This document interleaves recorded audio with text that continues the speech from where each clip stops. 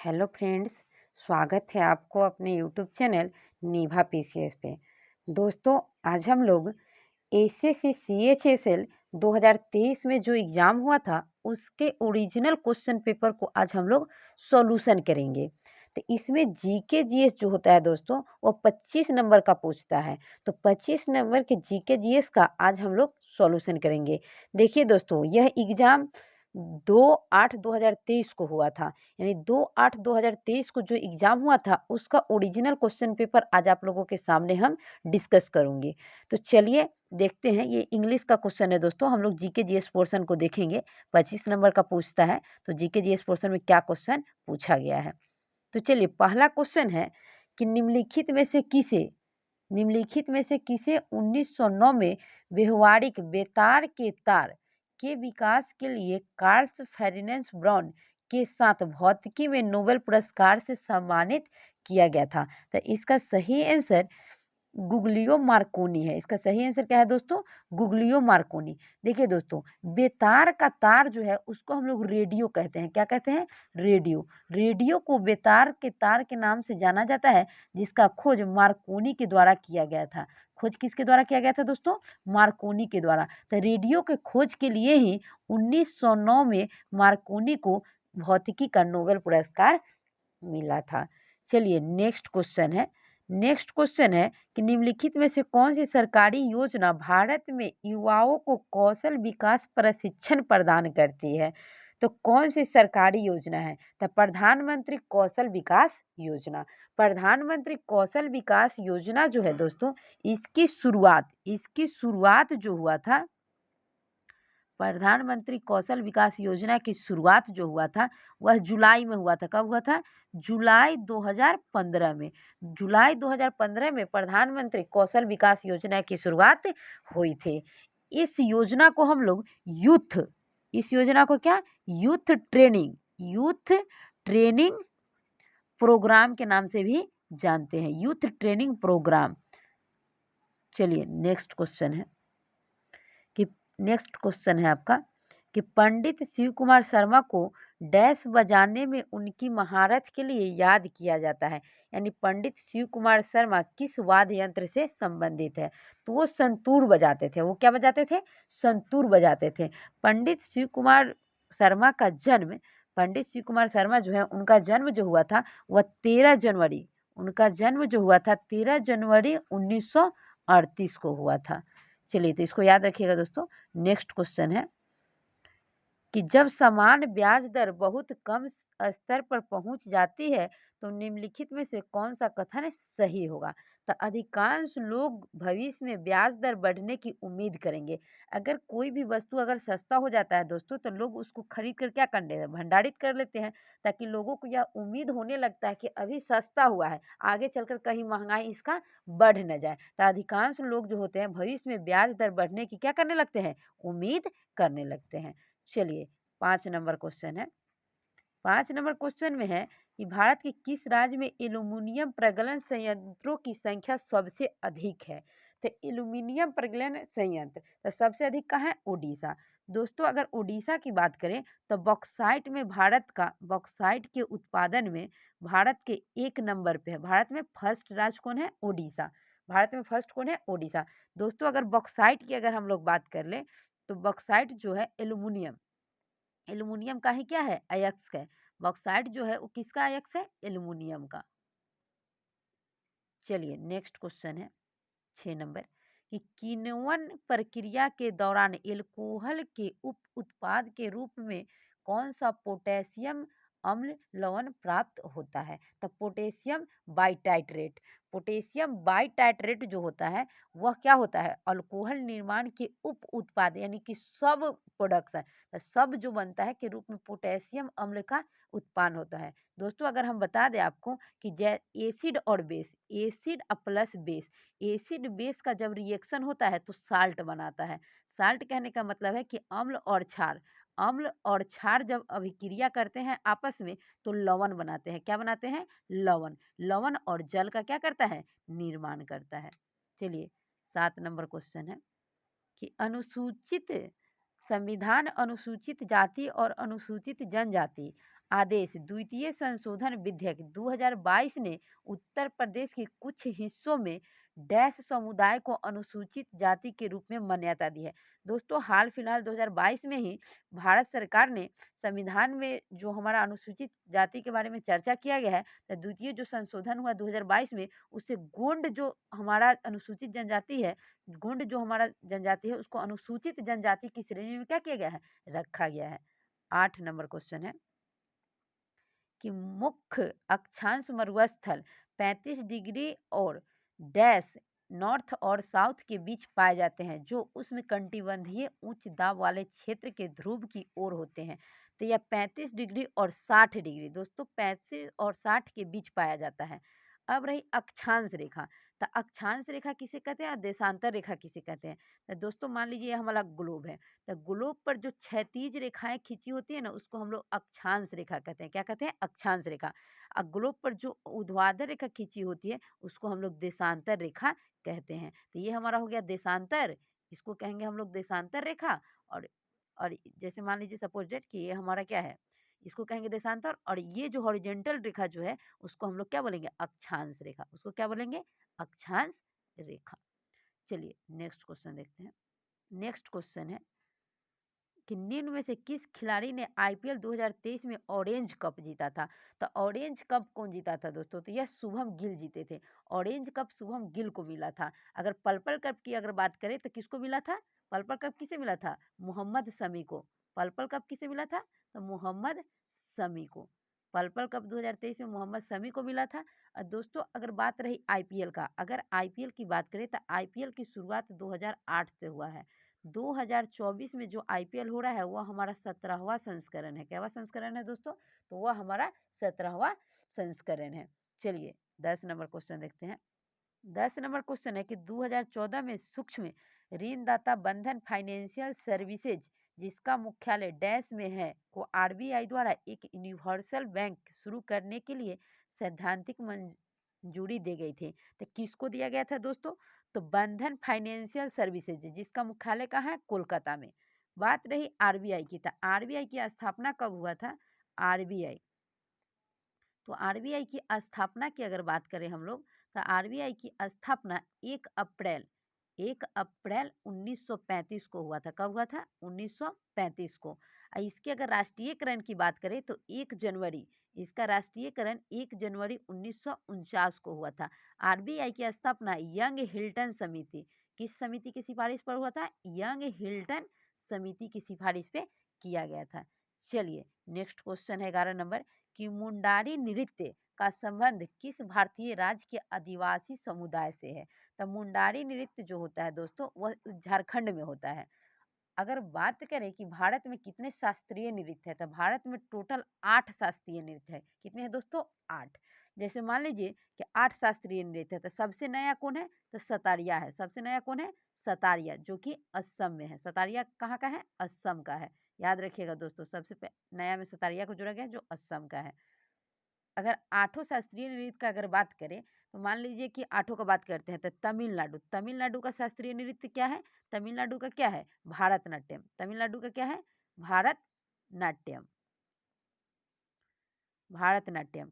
और आंध्र प्रदेश का क्या है, तो आंध्र प्रदेश का है कुचिपुड़ी। आंध्र प्रदेश का क्या है, कुचिपुड़ी। याद रखिएगा दोस्तों, डिस्क्रिप्शन में जो भी बता रहे हैं ये सब पूछा गया है। आंध्र प्रदेश का क्या है, कुचिपुड़ी। नेक्स्ट अगर बात करें कि कथक, कथक कहाँ का है दोस्तों, तो कथक यूपी का है। वही अगर कथक कली रहेगा दोस्तों, कथक कली, कथक कली अगर रहेगा, तो कथक कली कहाँ का है, केरल का। कथक कली कहाँ का है, केरल का।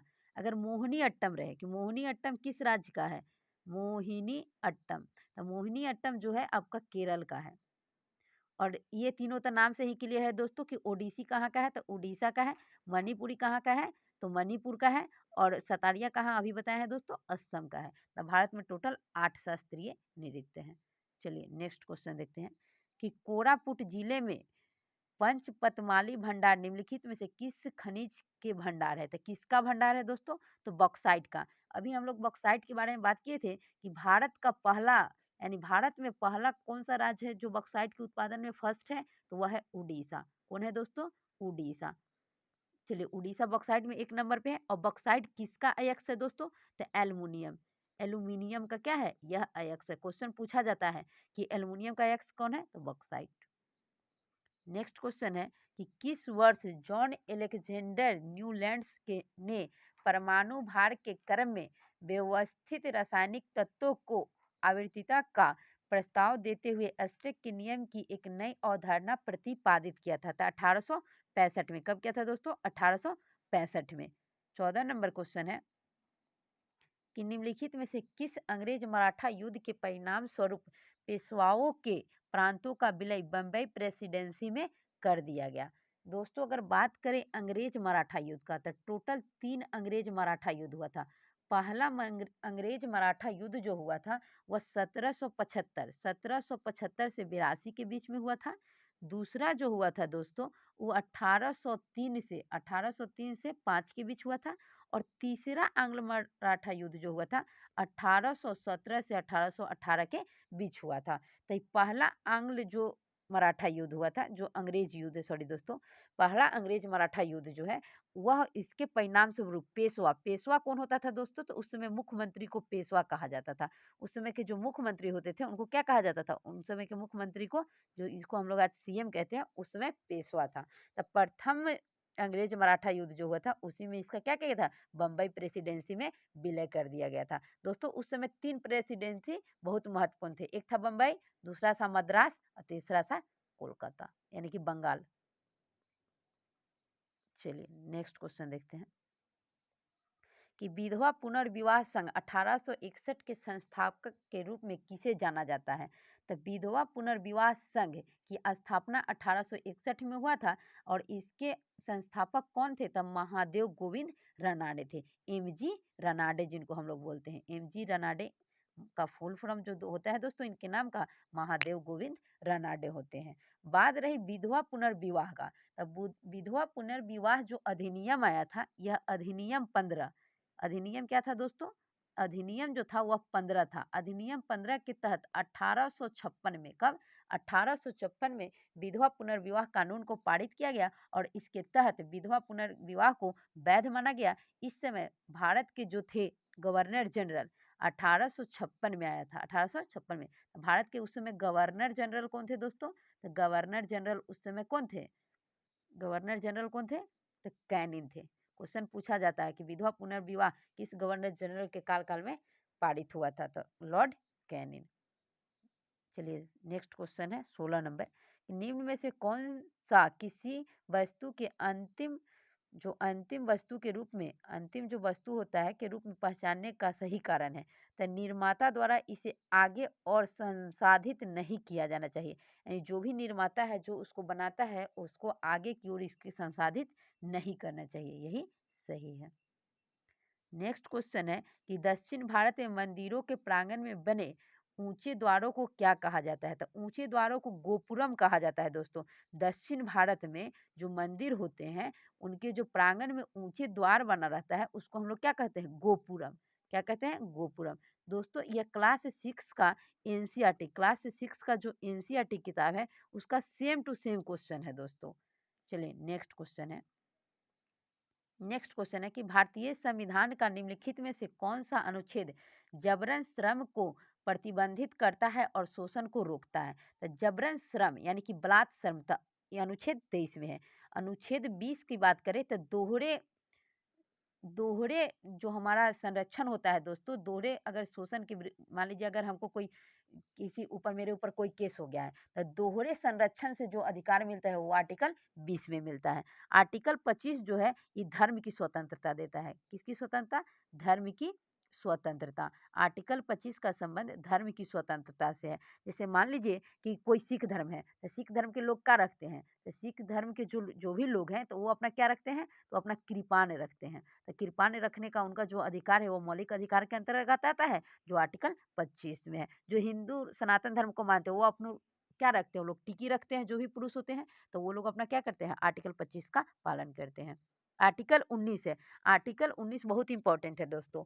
आर्टिकल 19 में ही प्रेस की स्वतंत्रता है। आर्टिकल 19 में किसकी है? प्रेस की स्वतंत्रता। प्रेस की स्वतंत्रता आर्टिकल 19 में है और बोलने की स्वतंत्रता, बोलने की स्वतंत्रता किसमें है? आर्टिकल 19 में है। दोस्तों हमारे संविधान में प्रेस की स्वतंत्रता का कहीं चर्चा नहीं किया गया है, लेकिन जो भी प्रेस मीडिया होते हैं वो आर्टिकल 19 का ही यूज करके यानी उसमें बोलने की स्वतंत्रता है, इसी को हम लोग प्रेस यानी मीडिया की स्वतंत्रता कहते हैं। चलिए नेक्स्ट क्वेश्चन देखते हैं, नेक्स्ट क्या है? नेक्स्ट में है कि बैंकिंग एजेंट के रूप में नियुक्त की गई महिला एसएचजी सदस्य को क्या कहा जाता है? यानी महिला एसएचजी सदस्य को क्या कहते हैं? तो बैंक सखी के नाम से उनको क्या किया जाता है? जाना जाता है। जो भी महिला होते हैं, जो महिला एसएचजी होते हैं, उनको बैंक सखी के नाम से जाना जाता है। नेक्स्ट क्वेश्चन है कि निम्नलिखित में से कौन सी फसल भारत में व्यावसायिक खेती के लिए स्वीकृत एकमात्र आनुवांशिकता रूपांतरित जीएम फसल है? बीटी कपास। बीटी कपास जो है दोस्तों वो आनुवांशिक जो होते हैं, वो आनुवांशिक आनुवांशिक जो होते हैं वह क्या होते हैं? एक से दूसरे में जाते हैं, डीएनए के द्वारा एक गुण जो होते हैं दूसरे गुण, ये डीएनए के द्वारा जो होता है गुण जो होता है वो पैतृक से उनके जो होने वाले संतान होते हैं उसमें क्या होते हैं? ट्रांसफर हो जाते हैं। 21 नंबर क्वेश्चन है कि भारत में निम्नलिखित में से कौन सा राज्य के नीति निर्देशक सिद्धांत का गांधीवादी सिद्धांत है? तो गांधीवादी सिद्धांत क्या है दोस्तों? तो यह ग्राम पंचायत का गठन, ग्राम पंचायत का जो गठन है दोस्तों हमारा, वह गांधीवादी सिद्धांत है। कौन सा सिद्धांत है? गांधीवादी। क्योंकि गांधी जी चाहते थे कि ग्राम पंचायत का गठन हो। ग्राम पंचायत का गठन आर्टिकल 40 में है। आर्टिकल किस में है दोस्तों? 40 में। याद रखिएगा, बहुत बार पूछा गया है कि ग्राम पंचायतों का गठन किस अनुच्छेद के तहत किया गया है? तो आर्टिकल 40। दोस्तों महात्मा गांधी का मानना था कि ग्राम पंचायत का गठन हो, लेकिन भीमराव अंबेडकर ने इसका विरोध किया था। चलिए 22 नंबर क्वेश्चन है कि लॉन टेनिस में जोड़ों में खेले जाने वाले मैचों के लिए कोर्ट की चौड़ाई कितनी होती है? तो कोर्ट की चौड़ाई जो होती है दोस्तों वह 36 फीट होता है, याद रखिएगा। चलिए नेक्स्ट क्वेश्चन है 23 नंबर आपका कि 23 फरवरी 2023 तक अदिति अशोक ने कुल मिलाकर कितनी बार एलईटी लेडी यूरोपियन टूर किताब जीता है? तो दोस्तों 2023 का बाद अभी तक एक भी ओलंपिक में ऐसा अभी तक एलईटी किताब नहीं जीते हैं, तो इसका सही आंसर कितना हो जाएगा? 4। 2023 तक अदिति अशोक जीते हैं कितने बुक? 4। अदिति अशोक की बात रही, तो दोस्तों अदिति अशोक किस खेल से संबंधित है? तो ये गोल्फ से संबंधित, ये गोल्फर है। अदिति अशोक जो है गोल्फर है, यानी कि गोल्फ खेल से क्या है? संबंधित है। 26 नंबर क्वेश्चन है कि 1956 में प्रख्यात भारतनाट्यम नृत्यांगना रुक्मणी देवी अरुणडेल को निम्नलिखित में से कौन सा पुरस्कार मिला था? तो 1956 में उनको पद्म विभूषण की पुरस्कार मिला था। दोस्तों भारतनाट्यम, अभी हम लोग बात किए थे कि भारत में कुल 8 शास्त्रीय नृत्य है, तो भारतनाट्यम जो है वह तमिलनाडु, कहाँ का है? तमिलनाडु का क्या है? शास्त्रीय नृत्य है। चलिए 25 नंबर क्वेश्चन देखते हैं। 25 नंबर और आखिरी क्वेश्चन देखते हैं। 25 नंबर क्वेश्चन है कि निम्नलिखित कथनों का मिलान करना है। तो निम्नलिखित कथन का क्या करना है? मिलान करना है। यानी कि चापाकुलम नौका दौड़, नौका दौड़ किस खेल राज्य से संबंधित है दोस्तों? तो नौका दौड़ जो है केरल से संबंधित है, यानी एक का हो जाएगा 4। सोमनाथ मेला, सोमनाथ मंदिर कहाँ है? तो गुजरात, याद रखिएगा। सूरज कुंड मेला, सूरज कुंड मेला कहाँ लगता है? हरियाणा में। अब बानेश्वर मेला कहाँ लगता है? तो राजस्थान में। दोस्तों राजस्थान का एक और फेमस है पुष्कर मेला, कि पुष्कर मेला का आयोजन कहाँ किया जाता है? तो पुष्कर मेला की आयोजन किया जाता है राजस्थान में। तो चलिए दोस्तों ऐसे ही नेक्स्ट सेट के लिए आप हमारे साथ बने रहिएगा, क्योंकि दोस्तों जो सीएचएसएल का एग्जाम हुआ है उसका ओरिजिनल क्वेश्चन आप लोगों के सामने मैं लेकर आई हूँ। तो ऐसे ही नेक्स्ट क्वेश्चन के लिए आप मेरे साथ बने रहिए। मिलते हैं नेक्स्ट वीडियो में। धन्यवाद।